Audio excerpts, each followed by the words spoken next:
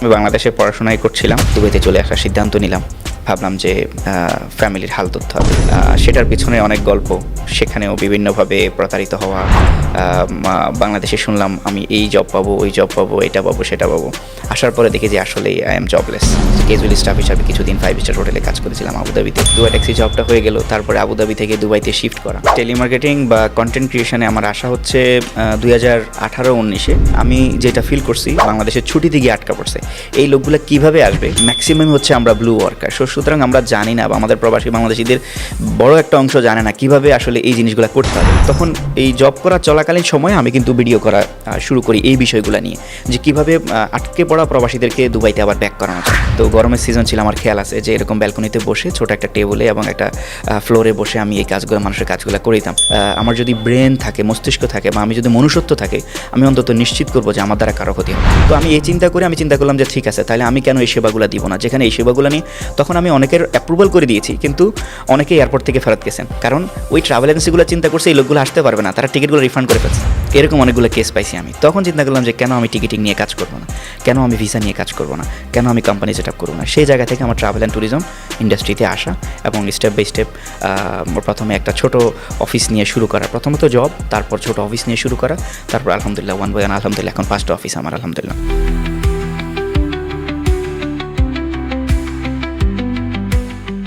প্রবাসে কিছু কিছু সাধারণ মানুষের অসাধারণ হয়ে ওঠার গল্প সত্যি প্রেরণা যোগায়। তেমনই একজনকে আজকে আমাদের স্টুডিওতে আমন্ত্রণ জানিয়েছি, শুনবো তার কথা পুরোটা অনুষ্ঠান জুড়ে। আপনাদেরকে স্বাগত জানাচ্ছি দৈনিক Rupali Bangladesh podcast the Dubai show অনুষ্ঠানে, powered by Bhaiya housing, Bhaiya hotel and resort. আসসালামু আলাইকুম শাহিদ ভাই, কেমন আছেন? ওয়ালাইকুম সালাম। আপনাকে ওয়েলকাম জানাচ্ছি রূপালী বাংলাদেশ দ্য দুবাই শো অনুষ্ঠানে, powered by Bhaiya housing, Bhaiya hotel and resort. ধন্যবাদ আমন্ত্রণ জানানোর জন্য। আপনাকে আমাদের অনুষ্ঠানে পেয়ে সত্যি আমরা আজকে অভিভূত। আমরা শুনবো আপনার কথা, একজন সাধারণ প্রবাসী থেকে অসাধারণ হয়ে ওঠার গল্পে। আপনি প্রবাসীদের কাছে অনন্য একটি নাম, বিশেষ করে সাধারণ একেবারে প্রান্তিক প্রবাসী যারা রয়েছে তাদের কাছে। আপনার পথ চলার একেবারে শুরুটা জানতে চাই, কিভাবে আপনি প্রবাসে আসলেন এবং আপনার এই পথ চলা শুরু হলো? আমার প্রবাসে আসা 2011 সালে। 11 সালে আমার যাত্রাটা স্টার্ট। যাত্রার পেছনে গল্প হলো, আমি বাংলাদেশে পড়াশোনাই করছিলাম। তখন আমি ইউনিভার্সিটি অ্যাডমিশন টেস্টগুলো দিয়ে শেষ করলাম। কিছু প্রাইভেট ইউনিভার্সিটিতে নামও আসছে। হঠাৎ করে আমার বাবার সিদ্ধান্ত যে না, আমার বাবা তখন বিদেশে থাকতো, সৌদি আরব থাকতো। তো বললো যে ওনার দ্বারা আর বিদেশ করা হবে না, উনি বয়স বেশি হয়ে গেছে, উনি অসুস্থ ফিল করছেন, তা আমাকে বিদেশ পাঠিয়ে দেওয়া। তো বাবার সিদ্ধান্তে আমি অমত করিনি। আমি বিশ্ববিদ্যালয়ের অ্যাডমিশন টেস্ট দেওয়ার পরে, চান্স পাওয়ার পরেও আমি দুবাইতে চলে আসার সিদ্ধান্ত নিলাম। ভাবলাম যে ফ্যামিলির হাল ধরতে হবে। সেই জায়গা থেকে প্রথমে আসলাম, বাবা জাস্ট একটা ভিসার ব্যবস্থা করে দিল, দুবাইতে আসলাম। সেটার পিছনে অনেক গল্প, সেখানেও বিভিন্নভাবে প্রতারিত হওয়া। বাংলাদেশে শুনলাম আমি এই জব পাবো, ওই জব পাবো, এটা পাবো, সেটা পাবো। আসার পরে দেখি যে আসলেই আই এম জবলেস। তো সেখান থেকে স্টার্ট করা আস্তে আস্তে। প্রথমে আমি আবুধাবিতে ছিলাম, আমার এক রিলেটিভের, আমার এক কাজিনের মাধ্যমে আমার ভিসাটা পাওয়া প্রথমত। তারপরে আমি যখন আমি আবুধাবিতে আসলাম, আসার পরে আমার ভাই আমাকে এয়ারপোর্ট থেকে রিসিভ করে বাসায় নিয়ে আসার পরে জানতে পারলাম আসলে আমার কোনো জবই নেই, আমি জাস্ট শুধু একটা ভিসা, নামমাত্র একটা ভিসা নিয়ে আমি দুবাইতে আসা। তারপরে ওখান থেকে আমি কিছুদিন, আপনারা জানেন যে 5 স্টার হোটেলে কিছু ক্যাজুয়াল স্টাফ নেয়, ক্যাজুয়াল স্টাফ হিসাবে কিছুদিন 5 স্টার হোটেলে কাজ করেছিলাম আবুধাবিতে। তাও অনেক দূর, লিওয়া হামিম, যেটা অনেক দূর, আবুধাবি থেকে 3 ঘন্টার রাস্তা। সেখানে কিছুদিন কাজ করার পরে ওই হোটেল কর্তৃপক্ষ আমার কাজ দেখে আমাকে তাদের হোটেলে হায়ার করার জন্য চিন্তাভাবনা করছে। তারা বলছে যে এই এতগুলো ক্যাজুয়াল স্টাফের মাঝে আমার এই স্টাফটা পছন্দ হয়েছে, আমি ওকে আমার হোটেলের জন্য পার্মানেন্ট নিতে চাই। তখন যেটা হলো, তারা আমাকে অফার লেটার দিল। অফার লেটার দেওয়ার পরে তখন সেখানে আরও বাংলাদেশি স্টাফ ছিল যারা ওই হোটেলের মানে পার্মানেন্ট স্টাফ ছিল। তো আমি আমার আগের যার মাধ্যমে আমার যে ভিসাটা নিয়ে আমি দুবাইতে আসছি, সেই ওনারের কাছে যাওয়া এবং ক্যান্সেলের জন্য রিকোয়েস্ট করা। বাট তখন আমি জানতে পারলাম, তখন বাংলাদেশিদের ভিসাটা কিন্তু প্রাথমিকভাবে সবাই জানতে পারলাম যে ভিসাটা বন্ধ হচ্ছে বা বাংলাদেশের ভিসা বন্ধ হয়ে গেছে। তখন আমার ওনার কাছে গেলাম, আমার ওনার বললো যে দেখ, তোরকে আমি যদি এখন ক্যান্সেল করে দিই, তুই কিন্তু নতুন করে ভিসা লাগাতে পারবি না। তো সে হোটেল কর্তৃপক্ষকে জানাইলাম, জানানোর পর হোটেল কর্তৃপক্ষ বললো যে ঠিক আছে, আমরা তোমার জন্য ওয়েট করব। সে ওয়েট করতে করতে আর ভিসা খুললো না বাংলাদেশিদের জন্য। আপনারা জানেন দীর্ঘ 7-8 বছর পর্যন্ত বাংলাদেশিদের জন্য সকল প্রকার ইনসাইড আউটসাইড ভিসা বন্ধ হয়ে গিয়েছিল। তো হোটেলে কিছুদিন কাজ করার পরে আমি চলে আসি আবুধাবি সিটিতে। আবুধাবি সিটিতে আসার পরে সেখানে একটা রেস্টুরেন্টে জব নেই। রেস্টুরেন্টে যখন কাজ শুরু করি তখন অ্যাজ এ ওয়েটার কাজ স্টার্ট করি। আসলে যেই লোকটা আমাকে রেস্টুরেন্টে কাজটা ধরিয়ে দেয় এখনও সে কিন্তু আরব আমিরাতেই আছে এবং দুবাইতেই আছে। সে কাজটা ইগনোর করেছে, সে বলছে যে আমি এই কাজ করব না, তুমি যাও। আমি বললাম যে সে আমার দূর থেকে দেখিয়েছে যে এই রেস্টুরেন্ট খুব বিজি, অনেক কাজ, অনেক হার্ড ওয়ার্ক, অনেক লং টাইম ওয়ার্ক করতে হবে। বাট আমার চিন্তা হলো যে আমি আমার ফ্যামিলিকে কিছু দিতে হবে, আমি আসছি যেভাবে হোক চলে আসছি, আমার ফ্যামিলিকে আমাকে দিতে হবে। তো আমি ওই রেস্টুরেন্টে জয়েন করি। জয়েন করার পরে দেখি যে আলহামদুলিল্লাহ আমার কাছে ভালো লাগে। হ্যাঁ, খুব হার্ড ওয়ার্ক। সকাল, আপনি জানেন রেস্টুরেন্টে কোনো টাইম টেবিল থাকে না, একদম সকাল থেকে শুরু করে একদম রাতের 12টা পর্যন্ত কাজ করতে হচ্ছে এবং নন স্টপ, এখন কোনো এখানে কোনো ব্রেক নাই। তো আমিও হ্যাপি, আমার বস আমাকে যথেষ্ট সমীহ করে, উনি ইন্ডিয়ান বস ছিল এবং আমাকে যথেষ্ট হেল্প করে হিন্দি ভাষা শেখার ক্ষেত্রে। তখন আমি শুধু ইংলিশ জানতাম, যেহেতু মাত্র পড়াশোনা শেষ করে আসছি।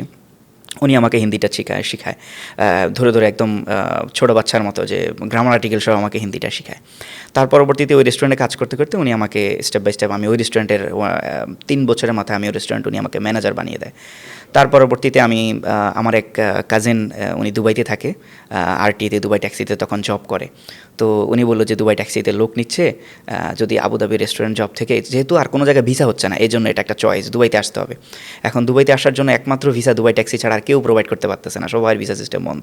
আমি বললাম যে দুবাইতে আসার জন্য, সেক্ষেত্রে আমি আবুধাবি থেকে একদিন সাহস করে আমি একলা আমি দুবাইতে চলে আসলাম এবং সেই আরটিএর যেখানে ইন্টারভিউ হয়, আরটির ইন্টারভিউর ওই জায়গাটাতে গেলাম এবং ইন্টারভিউ দিলাম। তখন ইন্টারভিউ নিত লোকাল কিছু আরবি ছিল যারা ইন্টারভিউ নিত এবং তারা ওকে বললে ওকে, তারা ওকে। তো ইন্টারভিউ চলাকালীন অবস্থায় ও বললো যে ইউর পাস, জাস্ট এটা আমাকে একটা হাসি দিয়ে একটা জাস্ট ইশারা করলো। তো আমি তখন একটু আশা করলাম যে হ্যাঁ, তাহলে মনে হয় যে আমার এই চাকরিটা হয়ে যাবে দুবাই ট্যাক্সিতে। এখন অনেকটা ইজি হয়ে গেছে, বাংলাদেশ থেকে লোক আনে বা ইয়ে ছিল, তখন কিছুটা ডিফিকাল্ট ছিল, যেহেতু তখন ভিসা টিসার ক্ষেত্রে জটিলতা ছিল। লোক মানে ভিসা করার জটিলতার কারণে ইন্টারভিউটা একটু জটিল ছিল তখন, তারা দেখে শুনে লোক নিত। তো যাই হোক, এনিওয়ে দুবাই ট্যাক্সি জবটা হয়ে গেল। তারপরে আবুধাবি থেকে দুবাইতে শিফট করা। তো দুবাইতে শিফট করার আগে আমার আবুধাবির বস আমাকে একটা কথা বললো যে দেখ, আমি নর্মালি তোর মতো ছেলেকে আমি ছাড়তাম না। আমার রেস্টুরেন্টে তুই বিভিন্ন সেক্টরে কাজ করস, তুই কিচেনে বললেও তুই করস, তুই ওয়েটার হিসাবেও করলেও বলস, ইভেন আমাকে যদি কাউন্টারে বলে কাউন্টারে, ইভেন আমাকে যদি বলি ফোন রিসিভ করা থেকে শুরু করে এভরিথিং, যে কাজই বলে আমার বস যেটাই বলে আমি সেটাতেই অ্যাগ্রি এবং আমি সেই কাজটাই আলহামদুলিল্লাহ করতে পারছি। তো বস বলতেছে আমি এরকম কোনো ছেলেকে আমি ছাড়তাম না, কিন্তু তোর এখন অনেক বড় জিন্দিগি পড়ে আছে এবং আই থিঙ্ক তুই আরও ভালো করতে পারবি, এই জন্য আমি তোকে আমার মতো করে যেতে দিলাম। আমার পক্ষ থেকে যদি কখনো কোনো হেল্প লাগে আমাকে বলি, স্টিল টুডে উনি আমাকে হেল্প করছেন, যদি কখনো কিছু বলি ওই হি ইজ রেডি, এবং ফাইন্যান্সিয়ালি বলি, মেন্টালি বলি, উনি অলওয়েজ আমাকে সাপোর্ট দিয়ে যাচ্ছে। আসলে যে কোনো ভালো কাজ যে একটা মানুষকে এগিয়ে নিতে পারে বা সহযোগিতার মাধ্যম হয়ে থাকতে পারে আজীবন, সেটি আপনার এই কর্মগুণে ফুটে উঠেছে।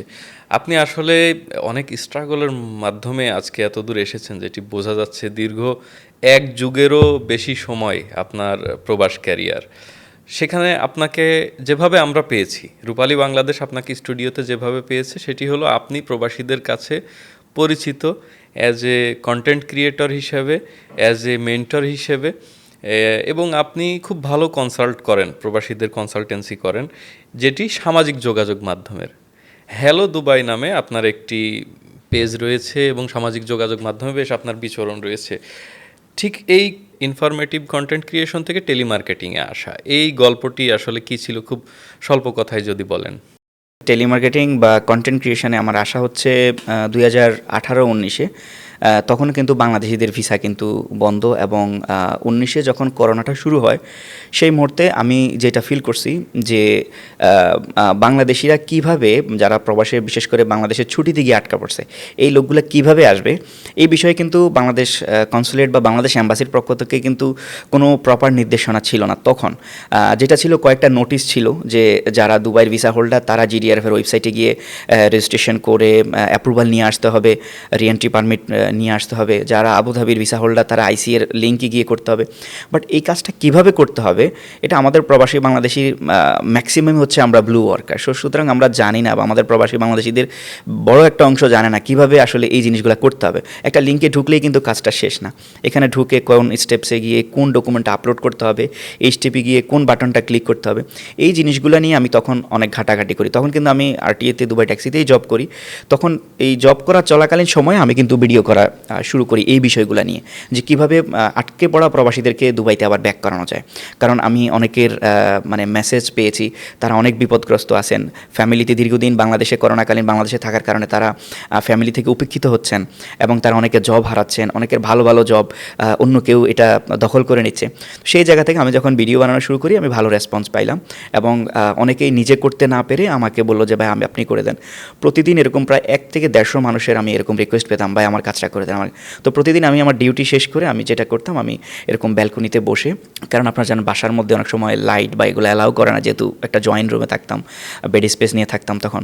তো ব্যালকনিতে বসে বসে এরকম গরমের মধ্যে কীরকম গরম থাকে নর্মালি, তো গরমের সিজন ছিল, আমার খেয়াল আছে যে এরকম ব্যালকনিতে বসে ছোটো একটা টেবলে এবং একটা ফ্লোরে বসে আমি এই কাজগুলো মানুষের কাজগুলো করে দিতাম। সেখান থেকে আমি মানুষের ভালোবাসা পাইলাম। যখন এই ভাইবগুলো ফেরত আসলো দুবাইতে, কেউ আসার সময় আমার জন্য বলে যে ভাই আমার আম্মা আপনার জন্য কিছু মাংস পাঠিয়েছে, কোরবানির মাংস। কেউ মিষ্টি নিয়ে আসলো যে আমার মা আপনার জন্য মিষ্টি দিয়েছেন।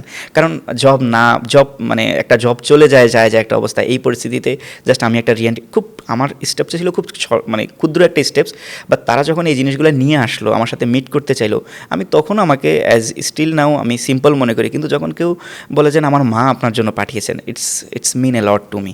তো ওই জায়গা থেকে আমি ইন্সপিরেশন পেলাম। তখন আমি ভাবলাম যে আসলে এই সেক্টরে তো প্রচুর প্রবাসী বাংলাদেশি যারা প্রতারিত হন, বিশেষ করে টিকিট, ভিজিট ভিসা বা এমপ্লয়মেন্ট ভিসা বা এখানে কোম্পানি সেট আপ জাতীয় কাজগুলোতে সবচেয়ে বেশি প্রতারিত হয়। আপনি জানেন কি না, যখন এই বিষয়টাতে প্রতারিত হয়, এটা প্রতারণাটা আসলে অনেক সময় হয় ছোট্ট অ্যামাউন্ট, কিন্তু বিষয়টা কি একজন মানুষের স্টার্টিংটা, এটা একটা ভিসা নিয়ে কাজ করার শুরুটা কিন্তু মানে ধরুন একজন মানুষ দুবাইতে আসলো, প্রথমে সে যদি একটা কোম্পানি সেট আপ করতে গিয়ে যদি সে ক্ষতিগ্রস্ত হয়, সে আর কোম্পানি সেট আপ আর করবে না, সে আর এই লাইনটা সে এই জায়গাতে ছিটকে পড়ে গেল। সে ধরুন একজন মানুষ এখানে একদম একটা কোম্পানিতে জবের জন্য বা চাকরির জন্য বা ভিসার জন্য প্রথমে যদি সে অবৈধ হয়ে যায়, সে আবার ট্র্যাকে ফিরে আসা খুব ডিফিকাল্ট।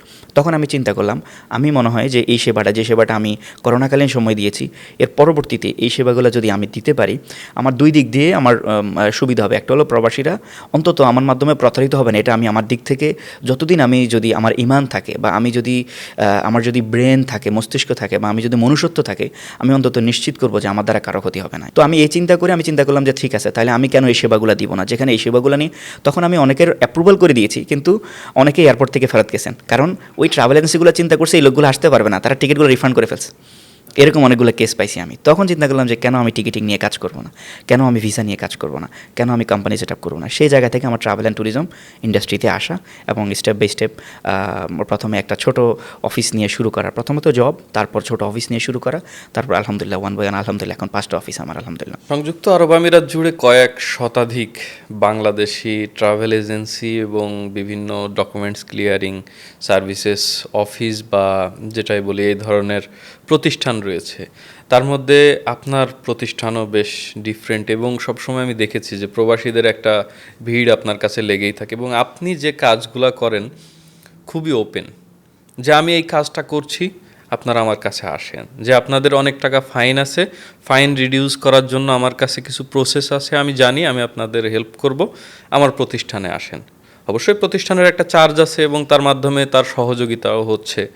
এভাবে আপনি কাজ করছেন, দীর্ঘদিন আপনি ভিসা নিয়েও কাজ করছেন, প্রবাসীদের বিভিন্ন ভিসা নিয়ে। আসলে ভিসা নিয়ে যারা সংযুক্ত আরব আমিরাত, মধ্যপ্রাচ্যের বিভিন্ন দেশে কিংবা বাংলাদেশে বসবাস করছে, সবারই একটা অনেক বড় জিজ্ঞাসা থাকে যে দুবাই, আবুধাবি, শারজা, আজমান বা এই সংযুক্ত আরব আমিরাতের কি কি ক্যাটাগরির ভিসা হয়ে থাকে। আমরা একটু সরাসরি এবার ভিসা প্রসঙ্গের আলোচনায় যেতে চাই। সেটি হলো সংযুক্ত আরব আমিরাতে কি কি প্রকারভেদে ভিসা হয়? আরব আমিরাতে একদম প্রথমে যদি বলি, সবচেয়ে বেশি জনপ্রিয় যেটা সেটা হচ্ছে ভিজিট ভিসা বা ট্যুরিস্ট ভিসা, যেটাকে আমরা বলে থাকি।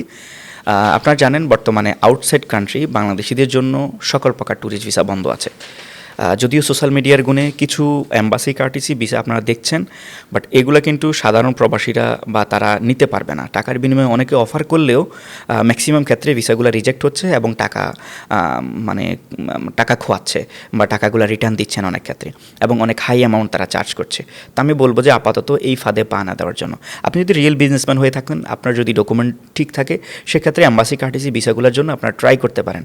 বাট স্টিল এটার যে রেশিওটা খুব কম কম ভিসা হচ্ছে। আগে তুলনামূলক যেভাবে গত 1 মাস আগে এই ভিসাগুলো কিছু তুলনামূলক যেভাবে ইস্যু হচ্ছিল, বাট এখন কিন্তু রেশিওটা অনেক কমে গেছে, কারণ এগুলোর মিসইউজ করা হয়েছে। আপনারা জানেন যে এই অ্যাম্বাসি কার্টিসি ভিসাগুলার।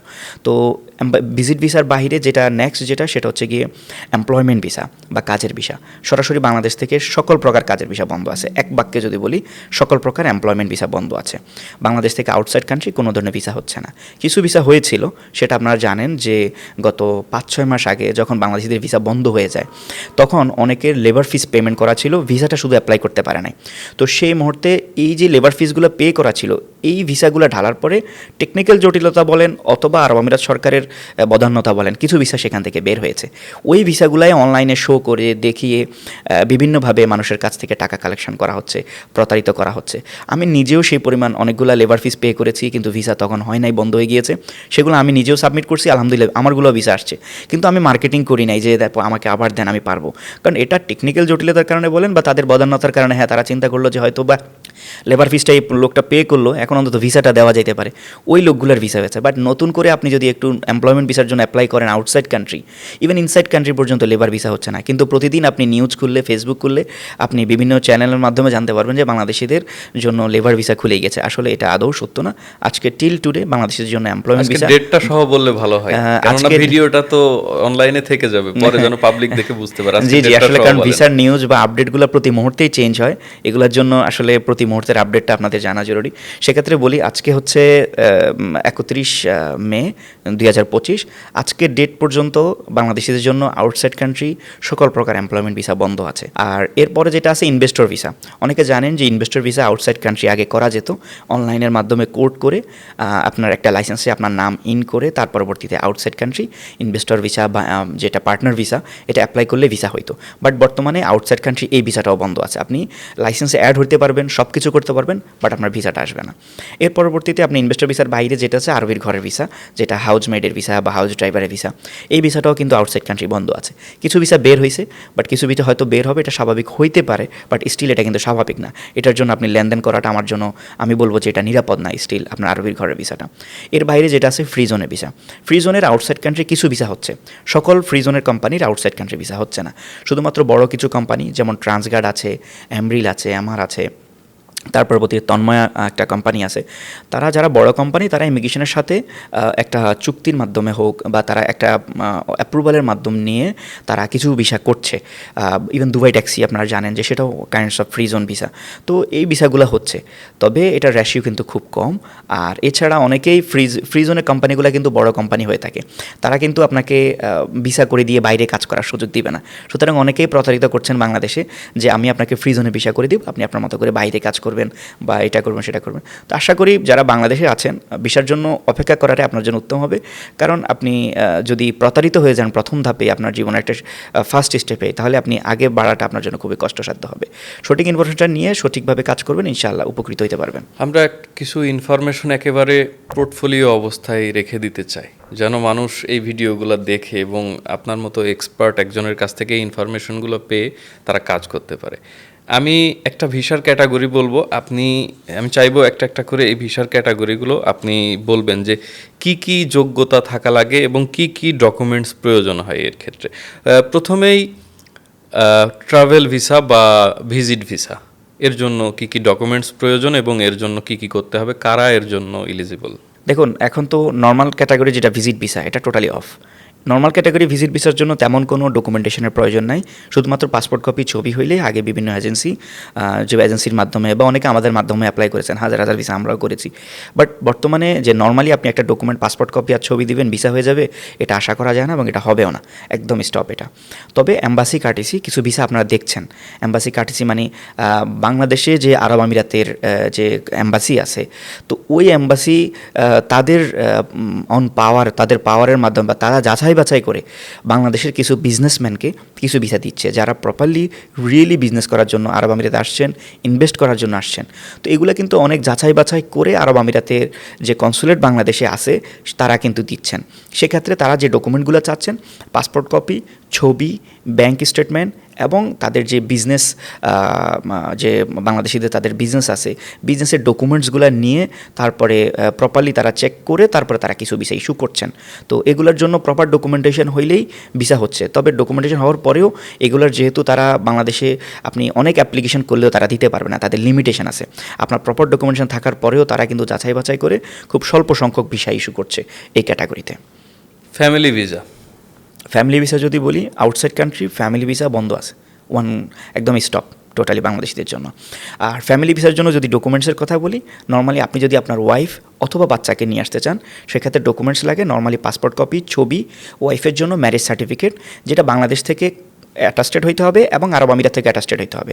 অনেকে এই ব্যাপারে কনফিউজ থাকেন।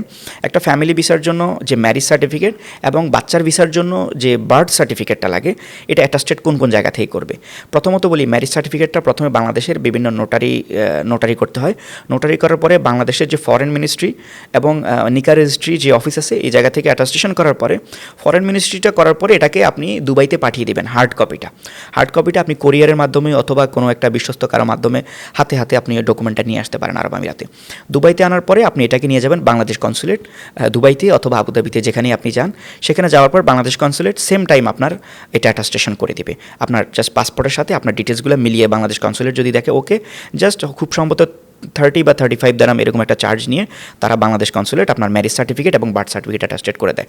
বাংলাদেশ এম্বাসি অ্যাটাস্টেশন করার পরে আপনাকে দুবাইয়ের ফরেন মিনিস্ট্রি থেকে অ্যাটাস্টেড করতে হবে, যেটাকে দুবাইয়ের মোফা বলে থাকে। মোফা অ্যাটাস্টেশন করার জন্য আপনারা নিজেরা যদি পারেন ইটস বেটার, না হলে আপনারা কোনো একটা ডকুমেন্টস ক্লিয়ারিং কোম্পানি আমাদের মতো ট্রাভেল বা টাইপিংয়ের সহায়তা নিয়ে আপনারা কিন্তু মোফা অ্যাটাস্টেশন করতে পারেন। তারপরে আপনি ফ্যামিলি ভিসার জন্য যদি অ্যাপ্লাই করেন, ইনশাআল্লাহ যখন ভিসা চালু হবে 100% আপনাদের ভিসা হবে। জাস্ট এই ডকুমেন্টগুলাই লাগে, এর বাইরে কোনো ডকুমেন্টস লাগে না। তবে মাথায় রাখবেন, দুবাই ছাড়া অন্যান্য স্টেটে আপনার কিন্তু ঘরের ইজারিটা লাগে, মানে আপনার যে আপনি ফ্যামিলিকে নিয়ে আসবেন, আপনি রাখবেন কোথায়, এটা অনেক সময় গভর্নমেন্ট দেখতে চায়। সেক্ষেত্রে আপনার ফ্ল্যাটের ইজারি বা টেনেন্সি কন্ট্রাক্টটা তারা চাইতে পারে, চাইলে আপনাকে দিতে হবে। এটা হচ্ছে মোটামুটি ফ্যামিলি ভিসার জন্য ডকুমেন্ট রিকোয়ারমেন্ট। ফ্রি জোনের ভিসা, ফ্রি জোনের ভিসা হচ্ছে, আমি আপনাদেরকে বলি, ফ্রি জোন এবং মেইনল্যান্ড, এটার ডিফারেন্সটাই অনেকে জানে না। দেখেন, ফ্রি জোন হচ্ছে মুক্ত এলাকা, সোজাজলি আমরা যদি বলি মুক্ত এলাকা। আর বাংলাদেশে আমরা জানি যে ইপিজেড কিছু সংরক্ষিত এলাকা আছে, যেমন হ্যাঁ, জি। তো দেখেন, আরব আমিরাতে অনেক বড় কোম্পানি বিজনেস করতে আসবে, তারা চাইবে যে তারা আরব আমিরাতের লোকাল যেটা লেবার ল আছে, তারা এটা চাইবে যে না, আমরা বড় কোম্পানি, ধরেন ইউএস থেকে যদি একটা বড় কোম্পানি আসে, তারা চাইবে যে তারা আরব আমিরাতের লোকাল রুলসটা মানবে না, তারা লোকাল যে লেবার লটা মানবে না। তখন তারা নর্মালি যেটা করে, যেহেতু তাদের কোম্পানির একটা ইন্টারনাল ল আছে বা রুলস আছে, তো সেক্ষেত্রে তারা ফ্রি জোনে কোম্পানি সেট আপ করে। যারা ফ্রি জোনে কোম্পানি সেট আপ করে, ফ্রি জোন হচ্ছে একটা সার্টেন একটা স্মল একটা এরিয়া, যেমন জাবাল আলী ফ্রি জোন, দুবাইতে জাবাল আলী ফ্রি জোন আছে। দুবাইতে সিলিকন ওয়েসিস যে এরিয়াটা আছে, এটাও একটা ফ্রি জোনের আন্ডারে পড়ে। আপনার দুবাইতে আপনি আজমান হামরিয়া ফ্রি জোন আছে, শারজা ফ্রি জোন আছে। প্রত্যেকটা সিটিতে এবং প্রত্যেকটা বিভিন্ন জায়গায় অনেকগুলো ফ্রি জোন, কিন্তু ছোটো এরিয়া। এই এরিয়ার মধ্যে আপনি কোম্পানি সেট আপ করলে আপনি নট আন্ডার লেবার ল, আপনার কোনো লেবার কার্ড হবে না এবং আপনি লেবার মানে রুলস আপনাকে ফলো করতে হবে না। আপনার স্টাফদের জন্য বলেন অথবা আপনার কোম্পানির জন্য বলেন, আপনি কোনো লেবার ল ফলো করতে হবে না, জাস্ট ইমিগ্রেশনটা ফলো করলে হবে। তো ফ্রি জোনের ভিসার জন্য দেখেন, এখানে হচ্ছে কোম্পানি বিবেচনা করবে আপনার জন্য কী যোগ্যতা লাগবে। কোম্পানি যদি ক্লিনার হায়ার করে, সেক্ষেত্রে কোম্পানি চাইবে যে আপনার কী যোগ্যতা আছে, কোম্পানি দেখবে ফ্রি জোনের কোম্পানি। তবে ফ্রি জোনের কোম্পানিগুলোতে আমি কিছু প্লাস পয়েন্ট বলি। আপনি যদি ফ্রি জোনের কোম্পানিগুলোতে ভিসা করেন, সেক্ষেত্রে যদি ওই কোম্পানি থেকে আপনি জব করছেন 2 বছর, 4 বছর, 6 বছর, কিন্তু এখানে বাংলাদেশের থেকে যারা আসছেন আপনারা জানেন যে এখানে যখন আপনি জব করেন, জবের একটা সার্টেন টাইম পর আপনার গ্র্যাজুইটির ব্যাপার স্যাপার আছে, আপনার একটা যে লিভ স্যালারি ব্যাপার স্যাপার আছে। কিন্তু ফ্রি জোনের কোম্পানিগুলো এরকম, কিন্তু গভর্নমেন্ট যদি আপনার কোম্পানি ধরেন মেইনল্যান্ডের কোম্পানি না দেয়, আপনি কিন্তু লেবার কমপ্লেন করতে পারেন। আপনার কোম্পানি ধরেন যদি ভেঙে গেছে, আপনার কোম্পানি বন্ধ হয়ে গেছে, আপনি কিন্তু যে লেবার কমপ্লেনের মাধ্যমে আপনি আপনার ভিসাটা ক্যান্সেল করে নিতে পারেন। কিন্তু ফ্রি জোনে এরকম সুযোগটা নাই। ফ্রি জোনে একটু ডিফিকাল্ট। ফ্রি জোনে ইন করা ইজি, এক্সিট হওয়াটা খুবই ডিফিকাল্ট। ফ্রি জোনে কোম্পানি সেট আপ করা easy, company liquidation it's very difficult. সুতরাং যারা ফ্রি জোনের চিন্তা করছেন, অবশ্যই কিভাবে ক্লোজ, মানে একটা জিনিস ওপেন করার আগে ক্লোজ করা জিনিসটা কীভাবে ক্লোজ করে এই জিনিসটা জেনে নেবেন। এটা ক্লোজ করাটা ভেরি ডিফিকাল্ট এবং ফ্রি জোন থেকে এক্সিট হওয়াটা ডিফিকাল্ট। এটা কোম্পানির প্রপার ডকুমেন্টেশন ছাড়া, কোম্পানির পারমিশন ছাড়া ফ্রি জোন থেকে আপনি কিন্তু ক্যান্সেলেশন নিতে পারবেন না। অনেকে ফ্রি জোনে কোম্পানি সেট আপ করে শুধুমাত্র ভিসার জন্য করছেন। আপনারা কিন্তু চিন্তা ভাবনা করে নেবেন যে যেখানে করেন, যেভাবে করেন, এটা কীভাবে ক্লোজ করুন এই জিনিসটা অবশ্যই জেনে নেবেন। তো সুতরাং ফ্রি জোনের ব্যাপারে নর্মালি পাসপোর্ট কপি, ছবি হইলেই এনাফ, বাট কীভাবে ক্লোজ করবেন এই বিষয়টা জেনে নেবেন, অবশ্যই তাদের সাথে অ্যাগ্রিমেন্টটা করে নেবেন।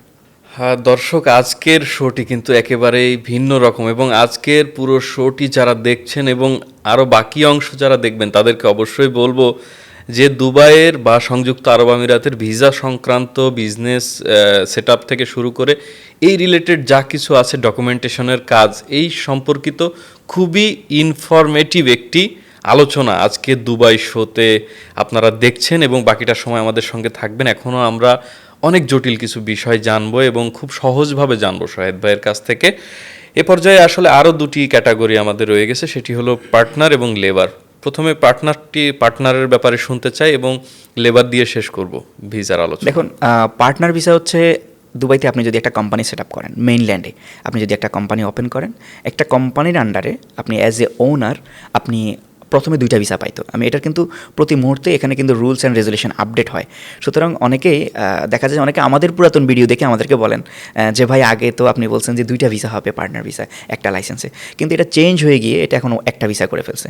মানে আপনি যদি এখন একটা লাইসেন্স করেন বা একটা কোম্পানি সেট আপ করেন, এই কোম্পানির আন্ডারে আপনি শুধু একটা ইনভেস্টর ভিসা পাবেন। আপনি যদি 2জন মিলে এখন যদি করেন, ধরেন আপনি 50%, আপনার পার্টনার 50%, দুইজনে পার্টনারশিপে 50% শেয়ারে যদি আপনি একটা লাইসেন্স ওপেন করেন, আপনার কিন্তু ইনভেস্টর ভিসাটা আসবে না। কারণ এখন বর্তমান রুলস বা পলিসি হলো আপনার শেয়ারটা মোর দ্যান 90% থাকতে হবে। আপনি যদি একটা কোম্পানি ওপেন করেন, 90%-এর উপরে যদি আপনার শেয়ার থাকে, সেক্ষেত্রে আপনার ইনভেস্টর ভিসাটা আসবে বা পার্টনার ভিসাটা আসবে।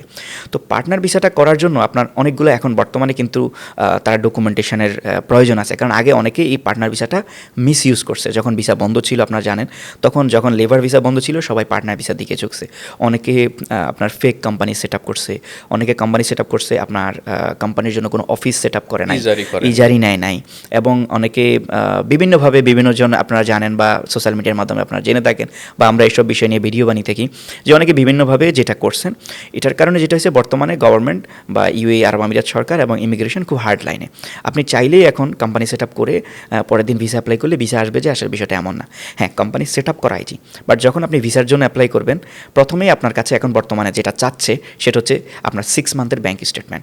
এখন আপনি যদি আরব আমিরাতে যদি একটা ধরেন ফর এক্সাম্পল আপনি ভিসা জটিলতার জন্য করে থাকেন, আপনি আপনার 6 মান্থের ব্যাঙ্ক স্টেটমেন্ট তৈরিই করেন নাই, বা একটা ব্যাঙ্ক স্টেটমেন্ট আপনার কাছে প্রপার ব্যাঙ্ক স্টেটমেন্ট নাই, যেটা একটা ইনভেস্টর থাকা প্রয়োজন, তখন আপনার ভিসাটা কিন্তু আসবে না। এখন আপনি লাইসেন্স করছেন, লাইসেন্সের পেমেন্টটা কিন্তু চলে গেছে, বাট আপনি যখন ভিসার ক্ষেত্রে আসছেন আপনার ভিসাটা হচ্ছে না, তাহলে আপনি লুজার। কারণ আপনার কোম্পানি সেট আপের পরে আপনি কোম্পানির ভিসা পাচ্ছেন না। সেকেন্ডলি, অনেক ক্ষেত্রে তারা বলে যে আপনার কোম্পানির অফিসের পিকচারটা সিস্টেমে আপলোড করার জন্য। আপনি যে একটা অফিস নিয়েছেন, এখন আপনি একটা ইজারে নিলেন ফর এক্সাম্পল, আপনি জাস্ট কোম্পানি সেট আপের জন্য আপনি বিজনেস করবেন না, জাস্ট আপনি আপনার ভিসার জন্য করতে চাচ্ছেন। এখন আপনি জাস্ট নামমাত্র একটা ইজারে নিলেন, একটা অফিস দেখাইলেন, এখন ওই ছবিটা যখন আপলোড করলেন, আপনি মনে করার সুযোগ নাই যারা ইমিগ্রেশনের চেকিং ডিপার্টমেন্টে আছে তারা বুঝে না বিষয়টা এমন না। তারা আপনার ছবি দেখে তারা যদি সন্তুষ্ট হয় ওকে, আদারওয়াইজ তারা আপনাকে বলবে ওকে তোমার অফিস রেডি করো, আমরা ভিজিটে আসবো। তখন আপনি এই অফিসটা কীভাবে দেখাবেন? আপনি অফিসে যেয়ে দেখবেন যে আপনার অফিসের নামে আপনার নামে কোনো দিওয়া বিল নাই, আপনার নামে কোনো ইলেকট্রিসিটি অ্যান্ড ওয়াটার অথরিটির বিল নাই।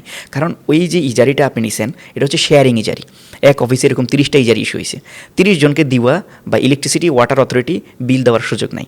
ওই অফিসের নামে একটাই দিওয়া বিল। এখন আপনার কাছে যখন দিওয়া বিল চাইবে, আপনি দিওয়া বিল আপনার কোম্পানির নামে আপনি দেখাইতে পারবেন না, আপনি দেখাবেন যে বিজনেস সেন্টারের নামে দিওয়া বিল, তখন আপনার ভিসাটা আর ইস্যু হবে না।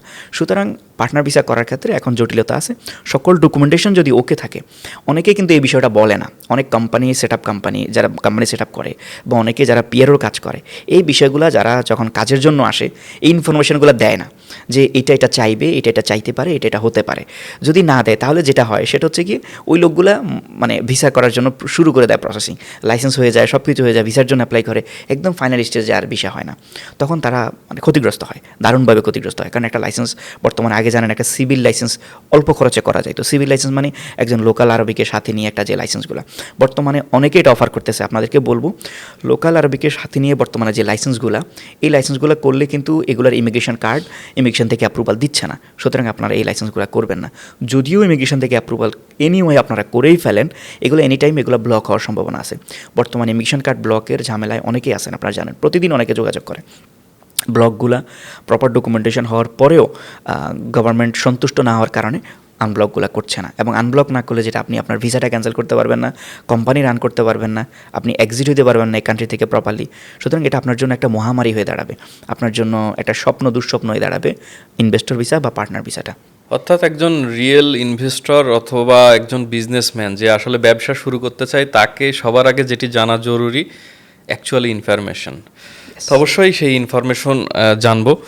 আর আমরা আরেকটি বিষয় এখন সবথেকে গুরুত্বপূর্ণ সেটি হলো লেবার ভিসা। আসলে লেবার ভিসা নিয়ে অনেক রকম প্রশ্ন মানুষের আছে, আগ্রহের মানে একেবারে অন্ত নেই। এতটা মানুষ জানতে চায় যে আসলে লেবার ভিসার কি অবস্থা, লেবার ভিসা কিভাবে হচ্ছে, কেন হচ্ছে না, কি বৃত্তান্ত। আজকে একেবারে বছরের মাঝামাঝি সময় এবং মে মাসের একেবারে শেষ দিনে আমরা এখানে বসে, অর্থাৎ মে 2025-এর এই শেষ দিনে আমরা বসে এই স্টুডিও রেকর্ডিংটা করছি। কেন ডেটটা বললাম, যেন পরবর্তীতে এই ভিডিওটি ভাইরাল হলেও ওই সময়টাতে ক্লিয়ার থাকে যে ডেটটা কবে এবং কিভাবে রেকর্ডিং করা। তো আজকের অবস্থা জানতে চাই আসলে লেবার ভিসার প্রক্রিয়া কি এবং আসলে কি হচ্ছে। আমরা ইতিমধ্যে জেনেছি যে আসলে লেবার ভিসা হচ্ছে না বা কেন হচ্ছে না, এই কারণগুলো সম্পর্কে আপনার কাছ থেকে অবগত। যদি লেবার ভিসা সাধারণভাবে আবারও ওপেন হয়, সেক্ষেত্রে লেবার ভিসার কি কি রিকোয়ারমেন্ট থাকে এবং সেগুলো কিভাবে প্রসেস হয়ে থাকে, কি ভিসার কি যোগ্যতা প্রয়োজন হয়? দেখুন, লেবার বা এমপ্লয়মেন্ট ভিসা যেটাকে বলে আর কি, আমরা নর্মালি যেটাকে লেবার ভিসা বলে থাকি, এই এমপ্লয়মেন্ট ক্যাটাগরি, নর্মাল ক্যাটাগরি যেটা এমপ্লয়মেন্ট ভিসা কিন্তু চালু আছে, বাট বাংলাদেশের জন্য নর্মাল ক্যাটাগরিতে চালু নাই। বাংলাদেশের জন্য হাই পজিশনটা চালু আছে, manager, accountant, sales manager, purchase manager. আপনি যদি আরব আমিরাতের ভেতরে থাকেন, আপনার যদি গ্র্যাজুয়েশন বা ডিগ্রি সার্টিফিকেট থাকে, আপনার ভিসাটা নর্মালি হচ্ছে। জাস্ট উইদিন 1 ওয়ার্কিং ডেজের মধ্যে আপনার লেবার অ্যাপ্রুভাল এবং ভিসা, মানে এগুলো জাস্ট 2 to 3 ওয়ার্কিং ডেজের মধ্যে করে ফেলা পসিবল। বাট যেগুলো নর্মাল ক্যাটাগরির, এগুলো আউটসাইড তো চালুই নাই, ইনসাইড কান্ট্রিও চালু নাই। ইভেন আপনি ট্রান্সফারটাও চালু নাই। ট্রান্সফার মানে যারা এখানে আছেন, কোম্পানি থেকে ক্যান্সেল করবেন বা কোম্পানি থেকে ক্যান্সেল করেছেন, এখন নর্মাল ভিসা করতে চাচ্ছেন, এই ভিসাটাও কিন্তু চালু নাই। সুতরাং ট্রান্সফারও চালু নাই, আপনি নতুন করে বাংলাদেশ থেকে আসবেন, এটাও চালু নাই। এটার জন্য নর্মালি দেখেন, একটা লেবার ভিসা করার জন্য নর্মালি পাসপোর্ট কপি, ছবি, যারা ইনসাইড কান্ট্রি আছেন তাদের জন্য ক্যান্সেল পেপার, যারা আউটসাইড কান্ট্রি আছেন পাসপোর্ট কপি, ছবি, এই দুইটা ডকুমেন্টস হইলে হয় এনাফ। কিন্তু এটার জন্য নর্মালি সেটা হচ্ছে কি, বর্তমান যেহেতু বাংলাদেশিদের জন্য বন্ধ আছে, অনেকে বিভিন্নভাবে বিভিন্ন এজেন্সিকে টাকা পয়সা দিয়ে বাংলাদেশে, আমি বাংলাদেশ থেকে অনেক এজেন্সির মেসেজ পাই, বলে যে ভাই 100টা পাসপোর্ট নিয়ে নিব নাকি, জাস্ট আমাকে এভাবে মেসেজ করে, ভাই 200টা পাসপোর্ট পাঠাবো নাকি, জাস্ট আপনি শুধু চালু হলে আমাকে বলেন, আপনি ভিসা করতে পারলে আমাকে বলেন। তখন আমি বলি যে ভাই ভিসা তো চালু হয় নাই, কিন্তু তারা বাংলাদেশ থেকে চালু হওয়ার আগেই একজন আমাকে মেসেজ দিয়ে বলবো, জাস্ট মানে ফেসবুকে বা আপনি জানেন সোশ্যাল মিডিয়াতে হঠাৎ করে একটা মানে হাইভ ক্রিয়েট হয় যে বাংলাদেশের জন্য ভিসা খুলে গেছে। 2 দিন আগে দেখলাম যে বাংলাদেশের জন্য ভিজিট চালু হয়ে গেছে নর্মাল। প্রতিদিন ঘুম থেকে উঠলে এরকম কিছু আজগুবি মেসেজ পাই, যেগুলো আমি দেখার আগেই মানুষ আমাকে মেসেজ দিয়ে আমাকে সচেতন করে যে শায়দ এই ভিসাটা চালু হয়েছে কিনা। তো আমি নিজে পরে আমি নিউজ খুললে বা আমি ফেসবুক খুললে আমি পরে দেখতে পাই, প্রতিদিন সকালে কাজের মাধ্যমে দিনটা শুরু হয়। তো সুতরাং যেহেতু বাংলাদেশের জন্য এটা চালু নাই, যখন চালু হবে আমরা অবশ্যই বলবো। মাঝে মাঝে অনেকে আমাদের ভিডিও দেখে কনফিউজ হন। আমাদের দেখেন 2024 সালের ভিসা সিচুয়েশন একরকম ছিল, 25 সালে একরকম, মে মাসে একরকম, আবার জুন মাসে গিয়ে আরেক রকম হবে। আপনি যেরকম বারবার দিনটা এবং তারিখটা স্মরণ করিয়ে দিচ্ছেন। কালকেও আমাকে একজন ফোন করে বললো যে ভাই আপনার একটা ভিডিও দেখেছিলাম, আমি বলছেন নর্মাল ভিসা চালু হয়ে গেছে। আমি বললাম যে ভাই ভিডিও ডেটটা একটু খেয়াল করেন, এটা 2024 সালের ভিডিও। ঠিক এই কারণে ডেটটা বারবার স্মরণ করে দিচ্ছেন, এটা আমার খুব ভালো লেগেছে, কারণ মানে মানুষ কনফিউজড হয় এবং অনেকে হয়তো দেখা যায় যে আমার ভিডিওটাকেই একটা স্টেটমেন্ট ধরে নিয়ে অনেকের কাছে লেনদেন করে ফেলেন বা আমাদের যে ইনফরমেশনগুলো এগুলো দেখে। এখন বর্তমানে এমপ্লয়মেন্ট বা লেবার কমপ্লিটলি বন্ধ আছে, আপাতত এটার জন্য কোনো লেনদেন করা থেকে বিরত থাকার জন্য আমি আমাদেরকে বলবো একদম জিরো টলারেন্স এটার ক্ষেত্রে, যে কোনোভাবে হচ্ছে না, একদম অ্যাপ্লিকেশনে হচ্ছে না, দিস সার্ভিস নট অ্যালাউড। এটা আপনি যখন আপনি অ্যাপ্লিকেশন করতে যাবেন এখানে লেখা আসবে দিস সার্ভিস নট অ্যালাউড, এই প্রফেশন অ্যালাউডই নাই জাস্ট বাংলাদেশিদের জন্য। তবে বাংলাদেশ সরকারের উচিত অন্তত ট্রান্সফারটার ব্যাপারে আরব আমিরাত সরকারের সাথে আরও ফ্রুটফুল কিছু আলোচনা করার জন্য, যাতে আর অন্তত ট্রান্সফারটা চালু করলে, কারণ যারা এখানে আছেন অলরেডি সবাই কিন্তু 2 বছর 3 বছর বা 5-10 বছর পর্যন্ত আরব আমিরাতে বিভিন্ন কোম্পানিতে একটা ভালো অবস্থানে গিয়েছেন। এখন জাস্ট কোম্পানিটা হয়তো দেখা যায় যে কোনো কারণে কোম্পানি বন্ধ হয়ে গেছে। অনেক ক্ষেত্রে এমন হয় যে একটা কোম্পানি ধরেন 4টা-5টা ব্রাঞ্চ আছে। আমি গত কয়েকদিন আগে এরকম পাইলাম যে একটা সুপারমার্কেট কোম্পানির 5টা ব্রাঞ্চ আছে, তারা তাদের শারজাহ ব্রাঞ্চটা বন্ধ করে দিয়েছে। ওই স্টাফদেরকে দুবাই ব্রাঞ্চে নিয়ে আসবে। স্টাফদেরকে তারা মানে মনে প্রাণে চাচ্ছে, বাট তারা করতে পারতেছে না, কারণ ওই স্টাফরা কাজে এক্সপার্ট, তাদেরকে নর্মালি যে কাজটা, কিন্তু ভিসাটার জটিলতার কারণে ওই স্টাফরা চাকরি চাকরি হারাচ্ছেন, ওই বাংলাদেশি ভাইয়েরা চাকরি হারাচ্ছেন। সুতরাং অন্তত ট্রান্সফারটা চালু হইলে আশা করি যে এখানে যারা রেমিটেন্স পাঠাচ্ছেন আরব আমিরাত থেকে ভালো একটা অংশ, তারা অন্তত ভিসার স্বস্তিটা অন্তত অনুভব করবেন। এবং আপনারা জানেন সুইচ করলে অনেক ক্ষেত্রে ভালো অফার পাইলেও সুইচ করতে পারে না বাংলাদেশি ভাইয়েরা। সুতরাং আপনাদেরকে বলবো আরব আমিরাত সরকারের সাথে ফ্রুটফুল আলোচনা করার জন্য। অলরেডি সরকার চেষ্টা করছেন, তবে আরও ভালোভাবে যোগাযোগ করলে বা আলোচনা করলে আশা করছি আরব আমিরাত সরকার ভালোভাবে জিনিসটা দেখবেন ইনশাআল্লাহ। শাহেদ ভাই, যে বিষয়টি খুবই আলোচিত এবং সমালোচিত সেটি হলো রেগুলার ভিসা স্ক্যাম এবং ফেক সার্টিফিকেট ইস্যু, যেটি নিয়ে আসলে প্রবাসীরা বেশ দ্বিধাদ্বন্দ্বে পড়েন এবং সবচেয়ে বড় ভুলটি আসলে এই ফেক সার্টিফিকেট এবং ভিসা স্ক্যামে এসেই হয়। আসলে জানতে চাই যে যারা ফেক সার্টিফিকেট দিয়ে ভিসা করেছেন তাদের আসলে কি কি ঝুঁকি রয়েছে এবং তাদের আসলে ভবিষ্যৎটা কী? প্রথমত বলি, ফেক সার্টিফিকেট বা জাল সার্টিফিকেট বা ভুয়া সার্টিফিকেট দিয়ে ভিসা না করার জন্য আপনাদেরকে আমি রিকোয়েস্ট করব।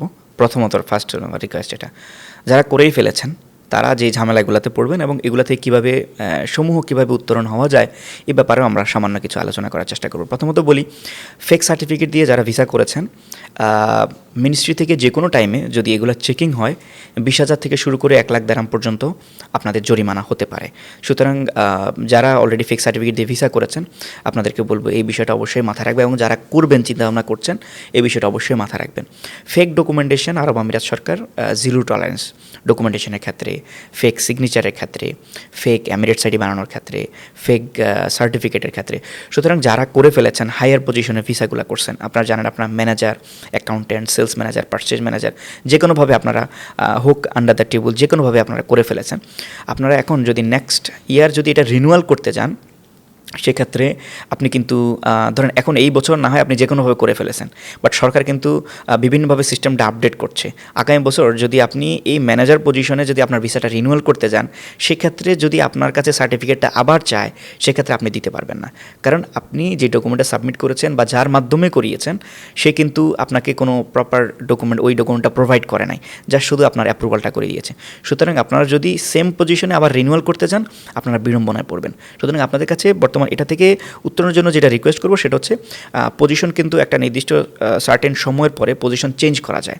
আপনার হায়ার পজিশন থেকে বিভিন্ন লোয়ার পজিশনে ট্রান্সফার করা যায়। আপনি আপনার লেবার কার্ড, ভিসা এবং এমিরেটস আইডি থেকে শুরু করে সবগুলো ডকুমেন্টস আপনারা আপডেট করে নর্মাল পজিশনে যদি নিয়ে আসেন তাহলে হয়তোবা আপনারা রিনিউয়াল করার টাইমে এই জটিলতা থেকে বাঁচতে পারবেন আশা করছি।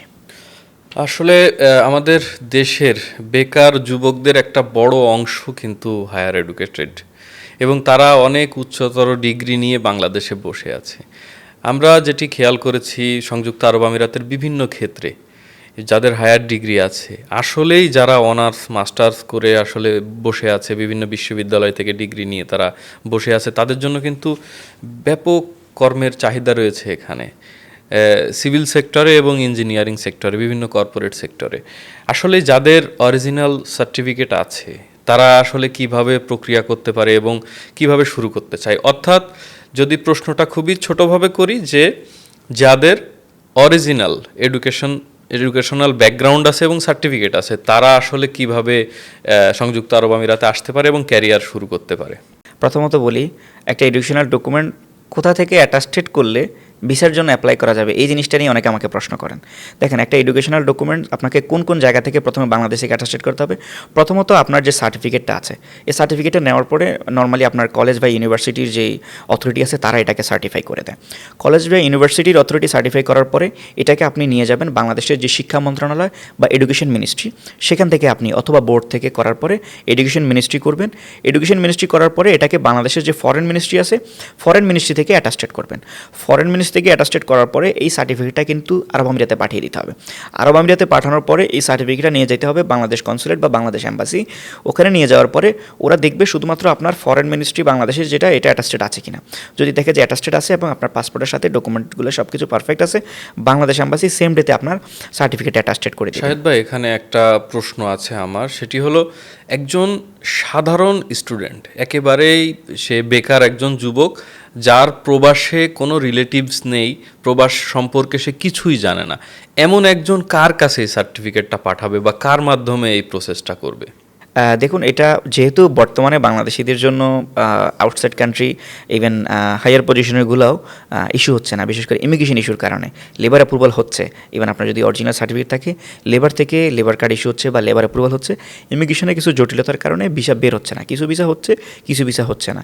বাট যদি এটা নর্মালি চালু হয়ে যায়, সেক্ষেত্রে আপনারা কোনো একটা ডকুমেন্ট ক্লিয়ারিং কোম্পানির মাধ্যমে আপনারা এই ডকুমেন্টগুলো করতে পারেন, অথবা যে কোম্পানিতে আপনি জব বা চাকরি পাবেন ওই কোম্পানির অথরিটি যারা আছে, ওই কোম্পানির যারা পিআরও আছে বা ওই কোম্পানি যারা পরিচালক আছেন, তাদের সাথে যোগাযোগ করেও কিন্তু আপনাদের এই সার্টিফিকেটগুলো আপনারা অ্যাটাস্টেশন করতে পারবেন। তবে অ্যাটাস্টেশনের ক্ষেত্রে যেটা বলেছি, বাংলাদেশের ফরেন মিনিস্ট্রি, এডুকেশন মিনিস্ট্রি, আরব আমিরাতে বাংলাদেশ কনসুলেট এবং আরব আমিরাতের ফরেন মিনিস্ট্রি, 4টা জায়গা থেকে অ্যাটাস্টেড হইলেই এই সার্টিফিকেটটা সিস্টেমে অ্যাকসেপ্ট হবে, আদারওয়াইজ অ্যাকসেপ্ট হবে না। এবারের প্রসঙ্গটি একেবারে আমাদের যারা সাধারণ প্রবাসীরা রয়েছেন তাদের জন্য খুব গুরুত্বপূর্ণ একটি বিষয়, সেটি হলো ওভারস্টে এবং বৈধ হওয়ার যে প্রক্রিয়া, বৈধতা ফিরিয়ে আনার প্রক্রিয়া, সেটি সম্পর্কে আপনার কাছে জানতে চাই। যারা অবৈধ অবস্থায় আছেন এবং ওভারস্টে করছেন, ওভারস্টে শব্দটির সঙ্গে অনেকেই পরিচিত যারা আরব আমিরাতে থাকেন, দেশের অনেকের কাছে এটি ভিন্ন মনে হয়ে যায় হতে অনেক সময়।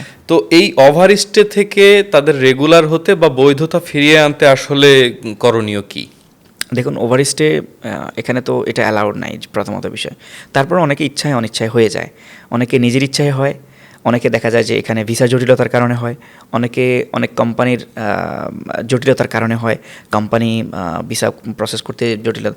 তো যেভাবে হোক, যখন ওভারস্টে হয়ে যায়, প্রথমত বলি আপনার আপনারা জানেন যে 4 মাস এখানে অ্যামনেস্টি চলছিল, সাধারণ ক্ষমা চলছিল। যাদের 1 লাখ 2 লাখ দিরহাম পর্যন্ত যত ফাইন ছিল সব ফাইন জিরো করে দেওয়া হয়েছে, যত প্রকার ব্লক ছিল, অ্যাবসকর্নিং ছিল, সব ক্লিয়ার ছিল। Visit visa absconding, employment visa absconding, investor visa absconding, any kinds of absconding, fine, জরিমানা, এই সুযোগটা কিন্তু অনেক বাংলাদেশি মানুষ নেন নাই, ইচ্ছায় বলেন অনিচ্ছায় বলেন। আসলে এটা মনে হয়েছে, দেখেন, এটা মানুষ লাইট নিয়ে নিয়েছে, হালকাভাবে নিয়েছে। যখন সুযোগটা দিয়েছে মনে করছে এটা আবার দিবে, আরও দিবে, আরও দিবে। বাট এই যে সুযোগ ফাট করে যখন শেষ টাইমে আসলো, তখন ভিসা জটিলতা শুরু হলো। মনে করছে যে শেষ টাইমে গিয়ে করব, বাট শুরুতে কিন্তু ভিসা চালু ছিল আপনার। এবং যারা অ্যামনেস্টিতে ছিল তাদের জন্য কিন্তু ভিসা নর্মালি চালু ছিল, নর্মাল পজিশনে ভিসা হচ্ছে, ট্রান্সফার হচ্ছিল তখন। তো সুতরাং এই সুযোগটা দেওয়ার পর অনেকে এই সুযোগটা নিবে, শেষ মুহূর্তে গিয়ে কি করছে, অনেক কোম্পানির কাছে ধর্ণা দিল। কোম্পানি ভিসা প্রসেস করতে একটা সময় নেয়, দেখে লোকটাকে, দেখতে দেখতে অ্যামনেস্টি খতম, ওই ফাইন আগের জায়গায় সব চলে আসছে। এবং অনেকে এই অ্যামনেস্টি সাধারণ ক্ষমার সুযোগে দেশে যাওয়ার জন্য চিন্তাভাবনা করছেন, কিন্তু চিন্তা করলো যে না, এখানেই থেকে যাই বা দেখা যাবে কি হবে, জাস্ট এরকম একটা অবহেলার জায়গায় গিয়ে অনেক প্রবাসী বাংলাদেশি ভাই এই সুযোগটা নিতে পারেন নাই। তো বর্তমানে যেহেতু আরব আমিরাত সরকার অলওয়েজ প্রবাসীদের প্রতি উদার একটা মন মানসিকতা নিয়ে কাজ করে, বর্তমানেও কিন্তু আপনি চাইলে আউটপাস নিয়ে আপনি কিন্তু দেশে চলে যেতে পারবেন। ধরুন আপনার অনেক টাকা ফাইন চলে আসছে, আপনি এখানে ভিসাও করতে পারছেন না, আপনি এখানে থাকতেও চাচ্ছেন না, আপনি বাংলাদেশে যেতে চাচ্ছেন, কিন্তু এত টাকা ফাইন বা জরিমানা পরিশোধ করা আপনার পক্ষে পসিবল না। আপনার যে কোনো স্টেটের ভিসা হোক, আপনি কিন্তু চাইলে জাস্ট ন্যূনতম অ্যারাউন্ড 400 থেকে 500 দিরহামের মধ্যে আপনি একটা আউটপাস বা এক্সিট পাস নিয়ে আপনি কিন্তু কোনো প্রকার ফাইন বা জরিমানা পরিশোধ করা ছাড়া আপনি দেশে যাইতে পারবেন। এবং এই সেবাটা বিভিন্ন ট্রাভেল এজেন্সি বা আমরাও দিয়ে থাকছি, বিশেষ করে শারজা হোক, আবুধাবি হোক, দুবাই হোক, সব স্টেটের জন্য এই অপশনটা অলওয়েজ খোলা আছে। সেকেন্ডলি, আরব আমিরাতের দুবাই স্টেটের যদি ভিসা হয়ে থাকে, আপনার ওভার স্টেটটা যদি দুবাই স্টেটের হয়ে থাকে, আপনি কিন্তু বৈধভাবে লিগেলি ফাইন কমানোর জন্য আবেদন করতে পারেন। আবেদন করলে ফাইনটা রিডিউস করে, যে ভায়োলেশন কমিটি আছে সেই কমিটি রিডিউস করে আপনাকে একটা অ্যামাউন্ট সেট করে দেবে আপনার জন্য। যেমন আপনার যদি ফাইন অ্যারাউন্ড লেস দ্যান 10,000 হয়ে থাকে, 4,000-এর উপরে লেস দ্যান 10,000 হয়ে থাকে, নর্মালি ফাইনটা রিডিউস করে 1200 দিরহাম করে থাকে। এই 1200 দিরহাম আপনাকে 1 মাস সুযোগ দিবে। 1 মাসের মধ্যে আপনি যে কোনো টাইমে এই ফাইনটা পরিশোধ করে আপনি আপনার ভিসাটা প্রসেস করতে পারেন। অনেকের তো 20,000, 25,000, 1 লাখ দিরহাম পর্যন্ত এখনও জরিমানা আছে, তারা কি করবে? দেখুন, তারা যদি ফাইন রিডিউসের জন্য অ্যাপ্লিকেশন করে, তাদের রেশিও অনুযায়ী ফাইনের পরিমাণ বেশি হবে। তারা যদি অ্যাফোর্ড করতে পারে ওকে, আদারওয়াইজ তারা যদি চলে যেতে চায় তাহলে কিন্তু আউটপাস বা এক্সিট পাস নিয়ে ফাইনটা পে করা ছাড়া জাস্ট ন্যূনতম 4 থেকে 500 দিরহামের মধ্যে তারা কিন্তু টিকিট করে বাংলাদেশে চলে যেতে পারবে। আচ্ছা, এখানে এখন অনেকেই যেটি বলছিলেন যে সাধারণ ক্ষমার সুযোগ নেয়নি, তারা এখনও এখানে অবৈধভাবে রয়ে গেছে। আসলে তাদের বলছেন যে আপনার আউটপাস নিয়ে দেশে চলে যেতে পারেন এই মুহূর্তে। আইনি জটিলতা এড়িয়ে একেবারে দেশে চলে যাওয়ার এই প্রসঙ্গটি আমার কাছে সত্যিই ভালো লাগে, যে চাইলে প্রবাসীরা এটি করতে পারেন।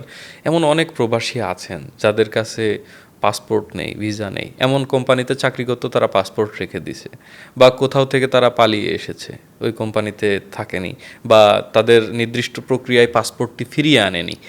তো তো যাদের কাছে পাসপোর্ট নেই, ভিসা নেই, এই ধরনের অসংখ্য প্রবাসী রয়েছে, টু বি অনেস্ট, তাদের আসলে করণীয় কি? দেখুন, যাদের পাসপোর্ট নাই সেটা যে কোনো কারণে হোক, আপনার যদি পাসপোর্ট আপনার সাথে না থাকে, আপনি ফার্স্ট অফ অল যে কাজটা করবেন, দুবাই পুলিশের যে সিস্টেম আছে বা দুবাই পুলিশের যে ওয়েবসাইট আছে, সেখানে গিয়ে আপনি কিন্তু লস্ট পাসপোর্টের জন্য আবেদন করতে পারেন। আপনি যদি করতে পারেন ওকে, নাহলে যে কোনো টাইপিং সেন্টার বা ডকুমেন্টস ক্লিয়ারিং কোম্পানিতে গেলে জাস্ট ন্যূনতম 100 থেকে 150 দিনের মধ্যে আপনি এই অ্যাপ্লিকেশনটা করতে পারেন। লস্ট পাসপোর্টের আবেদনটা যখন অ্যাপ্রুভাল হবে, আপনি জাস্ট বাংলাদেশ কনসুলেটে গিয়ে আপনি যদি টেম্পোরারি বাংলাদেশে এক্সিট হওয়ার জন্য একটা এক্সিট পাস নিতে চান, তাহলে বাংলাদেশ অ্যাম্বাসি জাস্ট খুব সম্ভবত 65 অথবা 70 দিরহামের বিনিময়ে আপনাকে একটা 3 মাসের টেম্পোরারি এক পাতার একটা পাসপোর্ট দিয়ে দিবে। এটা দিয়ে কিন্তু আপনি এক্সিট হয়ে যেতে পারবেন।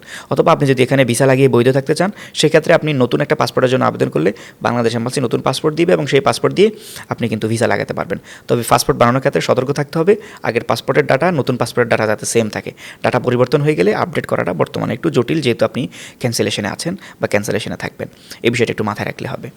সর্বোপরি আবারও ভিসা প্রসঙ্গে আসতে চাই। বর্তমানে ভিসার যে বিষয়টি আপনি দেখছেন, আপনি প্রথম দিকে যখন 2011 সালে একটি বিশেষ কারণে বাংলাদেশিদের ভিসা বন্ধ হয়ে যায় এবং 2019 সাল পর্যন্ত এই ভিসা বন্ধ ছিল একটা দীর্ঘ সময়, আবারও সেই একই সমস্যার সম্মুখীন আমরা হয়েছি। এক্ষেত্রে আসলে আমাদের যে বাংলাদেশ দূতাবাস রয়েছে বা বাংলাদেশ মিশন এই দেশে কাজ করছে বা এই দেশের সঙ্গে আমাদের যে কূটনৈতিক সম্পর্ক, সে বিষয়গুলোকে কিভাবে দেখছেন? আসলে সমস্যা কোথায়? কূটনৈতিক তৎপরতায় নাকি স্থানীয় প্রশাসনে? দেখুন, এটা তো বাংলাদেশ অ্যাম্বাসির পক্ষ থেকে তারা অনেকগুলা মিটিং বা বৈঠক যেটাই বলেন সেটা করেছেন। আরব আমিরাত সরকারের পক্ষ থেকেও বাংলাদেশে আপনি জানেন যে ডিপি ওয়ার্ল্ডের পক্ষ থেকে বাংলাদেশে গিয়ে যাওয়া হয়েছিল এবং আরব আমিরাত সরকারের উচ্চপদস্থ কর্মকর্তা বাংলাদেশে গিয়েছেন। প্রফেসর ডক্টর মোহাম্মদ ইউনূসও ব্যক্তিগতভাবে রিকোয়েস্ট করেছেন। তবে আমাদের দুর্বলতা আছে বা আমাদের কিছু প্রবলেম আছে, সমস্যা আছে। এই বিষয়গুলো যদি আরব আমিরাত সরকারকে বাংলাদেশ, যেমন আপনি জানেন গত কয়েকদিন আগে পাকিস্তান গভর্নমেন্টের পক্ষ থেকে একটা দারুণ সিদ্ধান্ত নেওয়া হয়েছিল।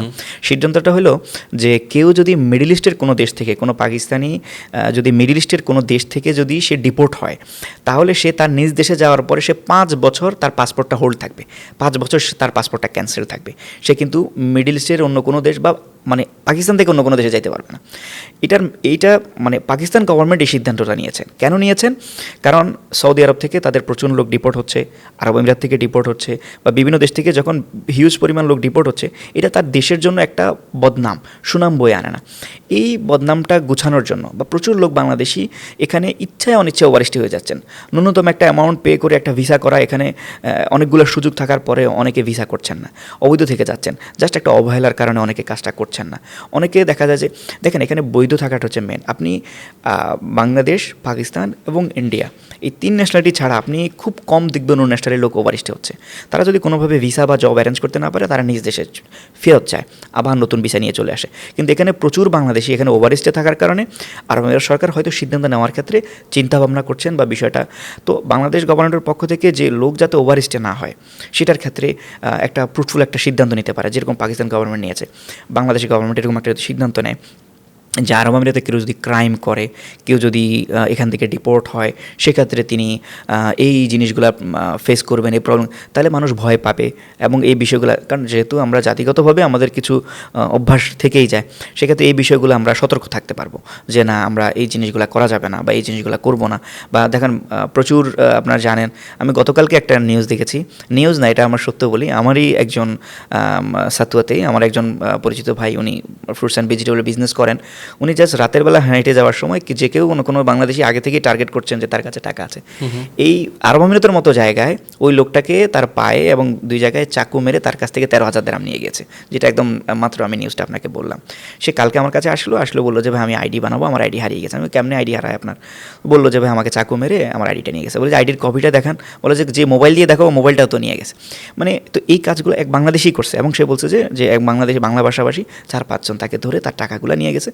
তো এরকম কিছু ক্রাইম হচ্ছে, যদিও এটা আমরা মিডিয়াতে বলি না বা বলার চেষ্টা করি না। এই জিনিসগুলো যদি আমরা স্টপ করতে পারি এবং এই জাতীয় লোকগুলো যদি সর্বোচ্চ শাস্তি নিশ্চিত করতে পারি, বাংলাদেশ গভর্নমেন্টের পক্ষ থেকে হোক, আর বাংলাদেশ সরকার তো সর্বোচ্চ চেষ্টা করছেনই, তো এই জিনিসগুলো আসলে ব্যাড ইম্প্যাক্ট পেলে একটা কান্ট্রির প্রতি, একটা দেশের প্রতি, একজন মানুষের প্রতি।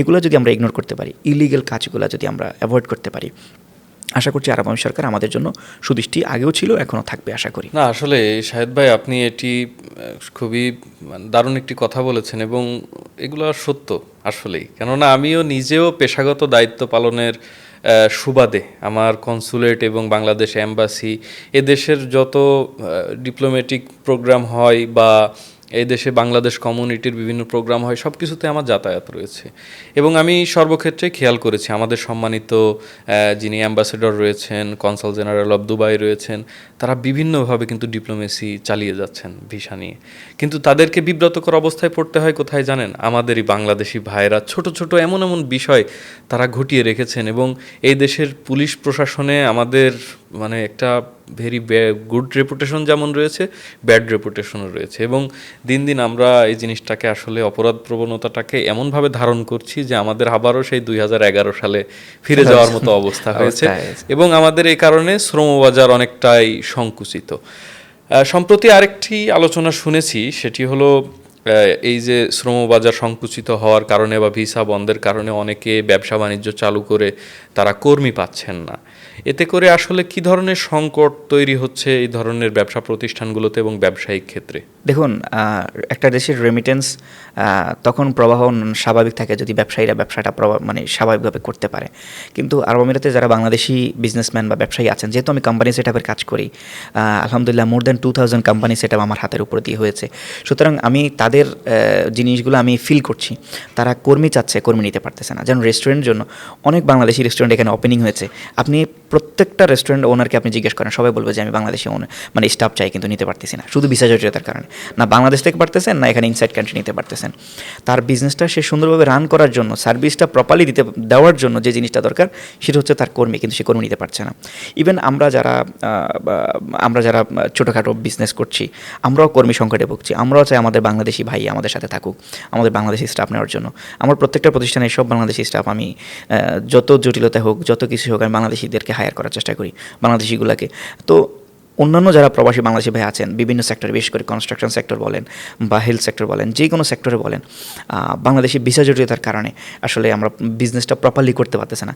অনেক যে আপনার এন্টারপ্রেনার আছেন বা উদ্যোক্তা আছেন, শুরুতেই তারা একটা ধাক্কা খেয়ে যাচ্ছেন, বিজনেসটা সেট আপ করেই ফেলেছেন, কিন্তু কর্মীর জন্য চালাতে পারছেন না, পরে একটা সময় যায় এটা বন্ধ করে দিতে বাধ্য হচ্ছেন। সুতরাং এটা দারুণভাবে ক্ষতিগ্রস্ত এবং এটাতে রেমিটেন্স প্রবাহ ক্ষতিগ্রস্ত হয় এবং রেমিটেন্স প্রবাহ ক্ষতিগ্রস্ত হবে। সুতরাং এটার ব্যাপারে মনোযোগী হওয়ার জন্য আমি সরকারকে আহ্বান জানাবো। পরিশেষে আমাদের পুরো আলোচনায় আলোচিত হয়নি এমন কি কি বিষয় রয়েছে বলে মনে করেন এবং সাধারণ প্রবাসীদের জন্য, তরুণদের জন্য, যারা উদ্যমী তরুণ রয়েছে তাদের জন্য আসলে আপনি কি বলতে চান, কি বার্তা দিতে চান? দেখুন, বাংলাদেশি তরুণরা বা বাংলাদেশি যুবকরা, আপনারা জানেন আমরা খুব ফাস্ট লার্নার একটা জাতি, আমরা খুব দ্রুত শিখে ফেলি। আপনি জানেন যদি অন্য দেশ থেকে যে লোকগুলো আসে আরব আমিরাতে, তারা কিন্তু ট্রেনিং করে আসে, ওটার উপর পড়াশোনা করে আসে, ওটার একটা ডিপ্লোমা করে আসে, ওটার উপর একটা শর্ট টার্ম একটা যদি ক্লিনারও আসে, যদি ফর এক্সাম্পল আমরা যদি ফিলিপিন্স থেকে যদি একটা ক্লিনারও আসে, সেই ক্লিনিংয়ের উপরে একটু পড়াশোনা করে আসে। সেই ক্লিনিংয়ের উপর কীভাবে মপটা চালাইতে হবে, কীভাবে ঝাড়ুটা চালাইতে হবে, এটার উপর একটা শিখে আসে। আমাদের বাংলাদেশি ভাইরা কিন্তু এটা শিখে আসে না। কিন্তু তারপর আলহামদুলিল্লাহ আমরা যে জাতিগতভাবে একটু ফাস্ট লার্নার, খুব দ্রুত শিখতে পারি, আমাদের বাংলাদেশি ভাইরা দ্রুত শিখতে পারে।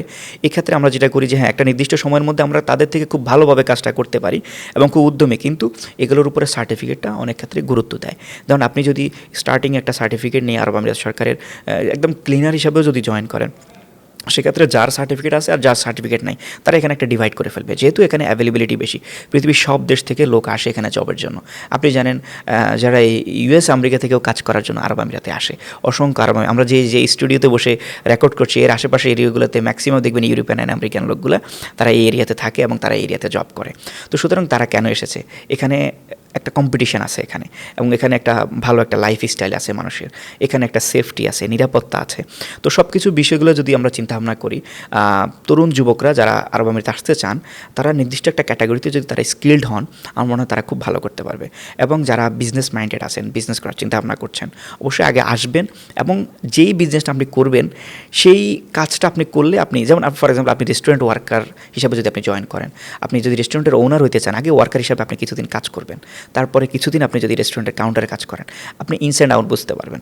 আপনি ধরেন একটা ট্রাভেল এজেন্সি দিবেন, প্রথম দিন এসেই আপনি একটা ট্রাভেল এজেন্সি কিনে ফেলাটা easy, but travel agency run করার জন্য কোন কোন জায়গায় কী কী জিনিসগুলো রিসোর্স লাগে, কোথা থেকে মাল কিনে আবার কোথা থেকে মাল বিক্রি করে, এই জিনিসগুলো জানা। আপনি গ্রোসারি দিবেন, কোথায় থেকে সবজিটা আসে এবং কোথায় সবজিটা কার কাছে বিক্রি করে, এই জিনিসগুলোর জন্য আপনি যদি কিছুদিন শিখেন, আপনি যদি কিছুদিন সময় দেন, 1-2 মাস 3 মাস, আপনি এটাকে ট্রেনিং পিরিয়ড নিয়ে সময় দিয়ে যদি আপনি একটা বিজনেস শুরু করেন, আশা করছি আপনি ভালো করতে পারবেন। এবং যে কাজটা আপনি জানেন ওই কাজটা করলে আপনি দ্রুত সাকসেস হতে পারবেন। হ্যাঁ, যেটা জানেন না সেটাও করতে পারেন, বাট সেটাতে সফলতার পরিমাণটা বা সাকসেসটা একটু ডিফিকাল্ট হয়ে যায়। বাট যদি আপনি জানেন, যদি আপনি শিখে করেন, আশা করছি আপনার সফলতা খুব ইজিলি আপনার কাছে ধরা দেবে ইনশাআল্লাহ। ন্যায়, নীতি, আদর্শ এবং সৎকর্মই আসলে সফলতার মূল চাবিকাঠি, এবং পরিশ্রম অবশ্যই তার সঙ্গে জরুরি, যেটি পুরো আলোচনায় আপনার কাছ থেকে বারবারই শুনছিলাম। এবং আপনি নিজেও একজন সফল মানুষ আমার চোখে অন্তত, আর যারা আপনাকে চেনে তাদের চোখেও আপনি সফল মানুষ। দেখতে দেখতে আমরা আলোচনার একেবারে শেষ পর্যায়ে, আবারও নতুন কোনো পর্বে ভিন্ন কোনো আলোচনায় আপনাকে আবারও আমরা দেখতে চাইবো এই হট সিটে। শাহিদ ভাই, আপনাকে অসংখ্য ধন্যবাদ Rupali Bangladesh podcast the Dubai show অনুষ্ঠানে আসার জন্য। আপনাকে একই সঙ্গে ধন্যবাদ জানাই ভাইয়া হাউজিং, ভাইয়া হোটেল অ্যান্ড রিসোর্টের পক্ষ থেকে। আপনার ব্যবসায়িক এবং ব্যক্তিগত জীবনের সার্বিক মঙ্গল এবং সর্বাঙ্গীন সফলতা কামনা করি। দর্শক, আপনাদেরকেও ধন্যবাদ জানাচ্ছি আমাদের সঙ্গে থাকার জন্য। আপনারা এতক্ষণ দেখছিলেন the Rupali Bangladesh the Dubai show, powered by Bhaiya housing, Bhaiya hotel and resort. আমাদের সঙ্গে ছিলেন একজন সফল কন্টেন্ট ক্রিয়েটর, টেলিমার্কেটর এবং একজন সফল ট্রাভেল এজেন্সি এবং কি বলবো, প্রবাসীদের হেল্পার হিসেবে যিনি পরিচিত, সেই শাহিদুর রহমান ভাই আমাদের সঙ্গে ছিল। আমরা আপনাদের কাছ থেকে আজকের মতো বিদায় নিচ্ছি। আবারও নতুন কোনো পর্বে নতুন কোনো অতিথিকে নিয়ে নতুনভাবে আমরা আপনাদের সামনে আসব। আমাদের সঙ্গে থাকবেন, রূপালী বাংলাদেশের সঙ্গে থাকবেন। ধন্যবাদ সবাইকে। আসসালামু আলাইকুম ওয়া রাহমাতুল্লাহি ওয়া বারাকাতুহু।